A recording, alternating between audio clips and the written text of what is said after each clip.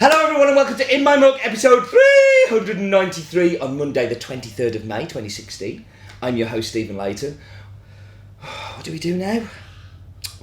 News.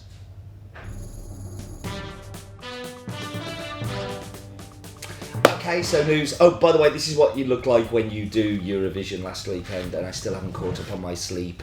Photo coming on your screen now of me at the Eurovision this week. But yeah, I don't know why I'm mentioning that. The open day that I've been talking about for the past few weeks, lots of you have contacted me, thank you. Last week's particularly seemed to spark you. We are going to be doing it. It's going to be the last weekend in August. It's probably going to be on the Sunday. Just kind of keep them peeled. We'll be talking about it here. Tickets will be available soon. This week's coffee is a Kenyan. And we have 4 other Kenyans that have also gone on the site this week. Some of them will be in my mugs, but if you can't wait for them, you should definitely go try them. They are tasting stunning, as is this week's. Costa Rica container has arrived. The first one's gone up already, Finca de Licho. Lots more to come up over the coming weeks, lots more on here too. So very excited to see the first central starting to come through. And that was the news. So we should move on to focus on.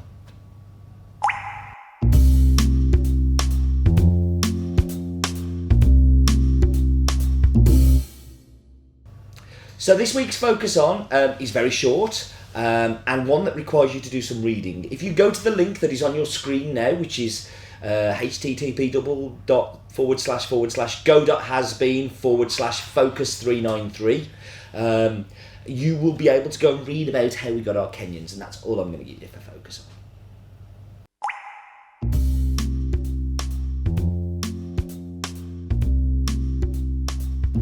So I've already said this week's coffee is a Kenyan. The Kenyan that we're going to do this week is the Kieni double A washed. The Kieni mill is located in Nyeri, which is in the central highlands of Kenya, has an altitude of around about 1,700 metres above sea level, and is run by the Magaya Farmers Cooperative Association, who are pretty amazing people, actually. I got to meet the chairman on my visit about 18 months ago, and he is a very intelligent, smart and tall man. Nyeri County is well renowned for its very cool temperatures, amazing soils and land, and lies between the eastern base of the Aberdare mountain range and forwards part of the Great Rift Valley. To the west there are the slopes of Mount Kenya, and in the centre of all that is Nyeri town. Excuse me. Most of the coffee beans in the area tend to mature very slowly. This is because of it being in the valley and it being cool. This tends to produce an extra hard bean, but also a very distinctive cup. Nyeri is known really as the heart of the Kenyan coffee industry. It is kind of it's where lots of great coffee is grown, for sure. This coffee is mainly grown on the upper plateau, where most of the small holders are located. It's normally small family plots, where individual families may have as little as 200 trees. They go and pick them and then they'll take them to the washing station. When they arrive there, the coffee is wet processed. It's pulped, fermented, washed, and washed underwater. Which is very traditional. I don't mind coffee. Very traditional in Kenya. It's the normal way to do it. This will happen over a 24 to 48 hour period, and then washed again, and then slowly dried between 2 and 3 weeks, depending on the weather, to a moisture content of around about 12%. Which at that point it's then delivered to the dry mill. We should talk about the numbers. Well, it's from Kenya. The county that it's located in is Nyeri. The mill is called Kieni. The society is the Magaya Farmers Cooperative Society. There are 905 producers which are aligned to the Magaya Society. Acres, I think it's around about 200 acres of land of all of the people, of those 905 producers. Altitude 1,700 metres. This is the double A. We also have the AB on the website. And I think that's everything. I'm very excited about this next bit. This next bit is amazing. Let's go and look at one of my favourite ever map bits.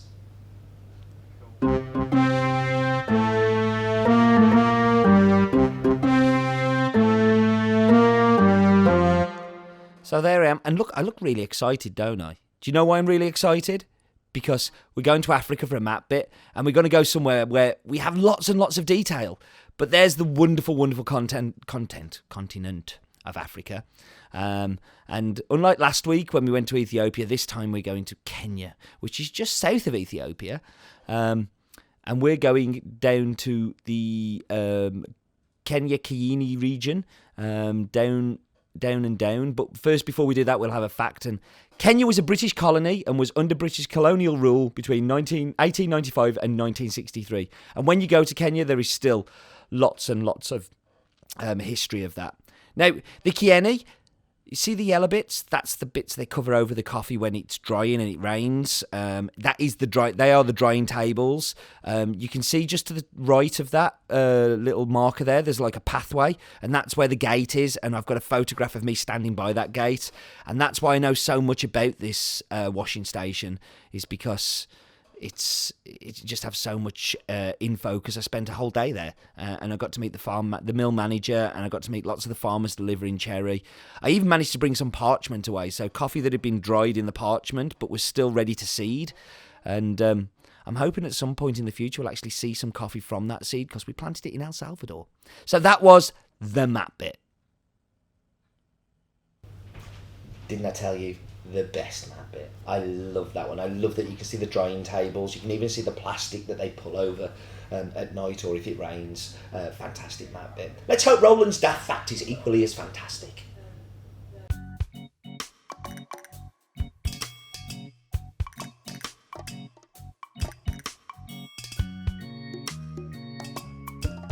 On the 5th of February 1952, the Queen of England was stopping in the county of Niari in the famous Tree Tops Hotel. The reason this date is so specific is this is the date that she went to bed as a princess and came down as a queen, as her father died on this date and she became the queen.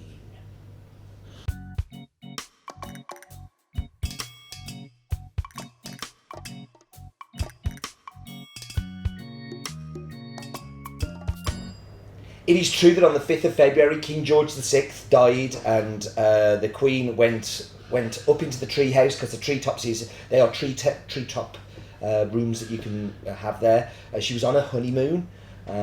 Roland's been having a little bit of a wedding thing going on in his fact recently. But yeah, she went to bed a princess and woke up a queen as she found out that her father had passed away. And I've stopped at that hotel. It is absolutely phenomenal. And it still looks very much like it's in the 1950s, a very colonial hotel. Okay, time to whap you on pause, time to go and get tasting delicious drinks. Be back with you in just a second.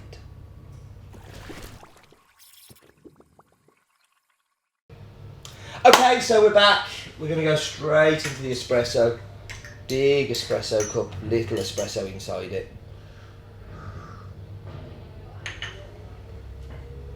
Oh, it's that time of year where I pull a funny face. I don't like Kenyan espresso. For me, Kenyans are perfect filter coffee. They work okay in milk, but as an espresso, they're just too tart and there's too much. And this one is no different. I'm just getting so much tropical fruit. Like, it really is just like nothing else. And it's so sharp. I'm like, super sour sweets. If you like super sour sweets, which I do, but I don't like super sour coffee. But, yeah. Anyway, into the milk. So here, the sweetness of the milk tones down that tartness, and it's very fruity, and it's very, very tropical fruity. Very little else, which, is surprising me, because I know in the brood I'm going to get lots more, but it really is that tropical fruit, working with sweet milk. I can have a second sip. That must mean I like it. Great work by Chris this week on brewing. That is very, very good. I hope he's done as well with the Chemex. So into this one. And there we go. A phenomenal coffee. Like, you get that tropical fruit again, but you get oranges, you get like a lemon acidity as well. I think that the cupping note I've used for it for the last year and this year is, it's basically like, it's tiki. It's got that tiki twist to it. It really is like tropical fruit.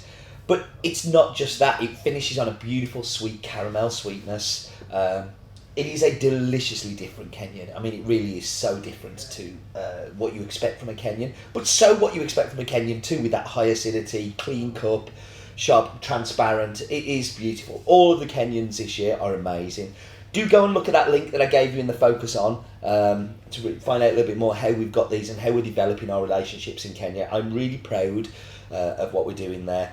I can't say it's by judgment, as there's an awful lot of luck in there. I managed to meet a really good cooperative in one region. I managed to meet a really good estate owner in another region who are very keen to make sure that they produce quality. They are doing all of the hard work. I am just paying coin for it, turning it brown here, so you can enjoy it at home. Okay, we are done here. Thank you very much for joining me, as always. And do remember, life is definitely too short for bad Kenyan coffee.